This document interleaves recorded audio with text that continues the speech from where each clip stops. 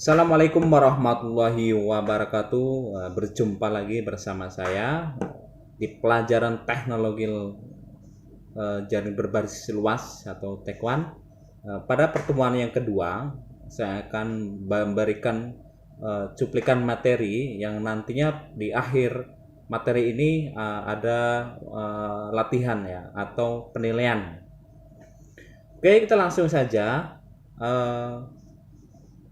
Materi yang saya bahas adalah tentang WAN yaitu Wide Area Network atau jaringan jarak jauh ya. Teknologi komputer dari hari ke hari terus mengalami perkembangan yang signifikan. Salah satu teknologi komputer yang paling banyak digunakan saat ini adalah teknologi jaringan, yaitu teknologi yang digunakan untuk menghubungkan antara komputer satu dengan komputer lainnya untuk tujuan tertentu. Berbicara mengenai jaringan, tentang jaringan komputer ini, sebenarnya materi ini cukup banyak dipelajari di SMK sebelum kalian masuk ke kelas 11 ini ya. Berdasarkan luas jangkauannya, jaringan komputer itu dibagi menjadi beberapa kategori ya. Meliputi ada WAN, Wide Area Network, ada MAN, Metropolitan Area Network. Kemudian ada LAN, yang lebih kecil yaitu Local Area Network. Kemudian ada Internet, jaringan komputer seluruh dunia atau International Network ya. Untuk pertemuan kedua ini, saya akan khususkan bahas jaringan WAN atau Wide Area Network. Apa yang saya uraikan nanti ya meliputi fungsi, pengertian, perangkat hardware jaringan beserta fungsinya, keuntungan dan kerugian jaringan WAN, dan juga contoh dari jaringan WAN tersebut. Oke. Di sebelah saya ya ini ada gambaran salah satu contoh dari jaringan WAN, yaitu menghubungkan misalnya antara gedung A dengan gedung B dan sebagainya, atau dari kota A, kota B dan sebagainya. Itu salah satu contoh dari jaringan WAN itu. Yang kita gunakan saat ini banyak sekali. Misalnya di jaringan Dukcapil ya, pendudukan dan catatan sipil itu pasti menggunakan jaringan WAN ini ya, untuk mensinergikan, menyatukan data-data kalian, misalnya kependudukan kalian dimanapun kalian penduduk. Misalnya kalian dicek di Jakarta, itu pasti akan kelihatan kalian warga misalnya Bandar Lampung dan sebagainya, itu akan kelihatan karena berkat jaringan WAN ini sehingga data kalian menjadi satu.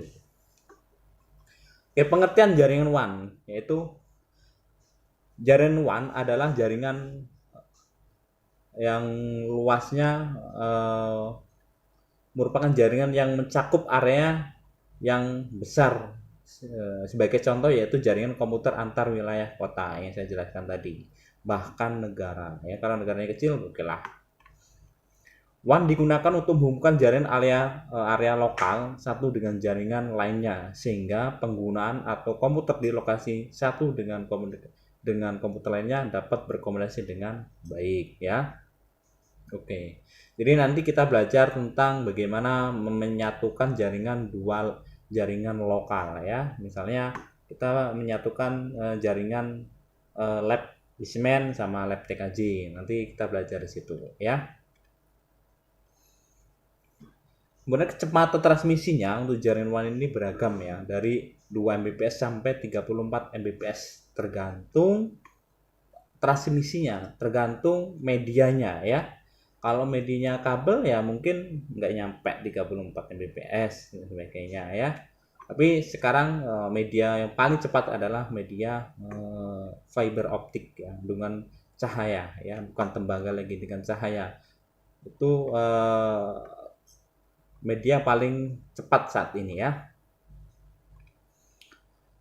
Perangkat untuk membangun sebuah jaringan WAN yaitu yang pertama adalah router ya. Router akan menganalisis berdasarkan informasi alamat dari layar ya. Kemudian router akan meneruskan data tersebut ke interface WAN-nya nanti ya. Jadi di router ini kita akan belajar menyeting, menggabungkan antara dua kelas IP ya, antara kelas IP A dan kelas IP B, kayak mana supaya terhubung menjadi satu. Nah, nanti kita belajar dengan menggunakan router ini ya. Ya.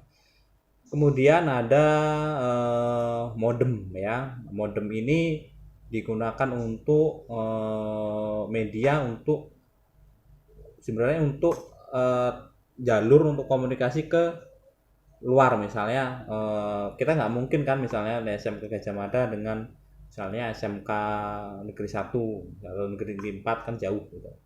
Jadi modem ini diperlukan untuk menghubungkan antara dua jaringan SMK dengan SMK yang lain. Kemudian ada komunikasi server. Ya, komunikasi server ini adalah yang untuk mengelola, untuk sebagai tujuan atau permintaan dari sebuah komputer-komputer klien lainnya yang ada di lab ya. Contohnya di SMK Gajah Mada ini ada servernya. Di server itu adalah pusat data ya, pusat data untuk meminta, untuk memberikan dan sebagainya ya. Oke. Mungkin sampai sini dulu ya mata pelajaran materi hari ini. Silahkan kalian mengerjakan tugas yang saya berikan di Google Form. Silahkan kalian kerjakan, jangan lupa absen ya. Jadi saya melihat kalian mengikuti mata pelajaran saya atau tidaknya melalui absen tersebut. Oke, demikianlah materi hari ini, semoga bermanfaat. Jangan lupa terus belajar. Saya akhiri, wassalamualaikum warahmatullahi wabarakatuh.